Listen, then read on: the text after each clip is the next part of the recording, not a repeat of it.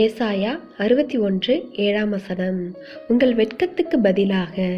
கிறிஸ்துவுக்குள் அன்பானவர்களே, எல்லாவற்றிற்கும் ஒரு காலம் உண்டு. தாழ்வின் காலங்களை ஏற்றுக்கொள்ளும் போதுதான் உயர்வின் காலங்களை காண முடியும். பிறரால் அற்பமாக எண்ணப்படும் காலங்களை பொறுமையாக சகிக்கும் போதுதான் தேவனால் கனப்படுத்தப்படும் காலங்களுக்கு தகுதியாக முடியும். மோசே 40 ஆண்டு காலம் இஸ்ரவேல் மக்களை வழிநடத்திய போது எல்லோருக்கும் முன்பாகவும் அவன் மிக பெரியவனாக இருந்தான். ஆனால் அதற்கு முந்தைய 40 ஆண்டு காலங்கள் அவன் ஆடுகளை மேய்க்கின்ற ஒரு அற்பமான நிலையை கடந்து வந்தான் என்பது கவனிக்கத்தக்கது.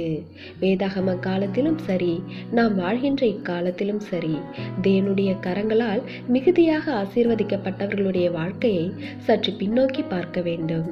அவர்கள் வெட்கப்பட்ட ஒரு காலம் இருந்ததை அங்கே கண்டு கொள்ள முடியும்.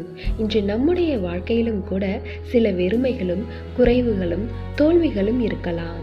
மற்றவர்களுக்கு முன்பாக வெட்கப்படும்படியான சூழ்நிலைகளை சந்தித்து கொண்டிருக்கலாம்.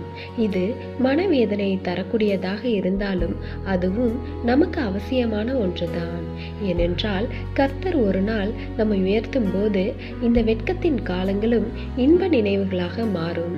அப்பொழுது தேவனுடைய நாமம் மகிமைப்படும். தேவனுடைய கிருபையும் இரக்கமும் உங்கள் அனைவரோடும் இருப்பதாக. ஆமென்.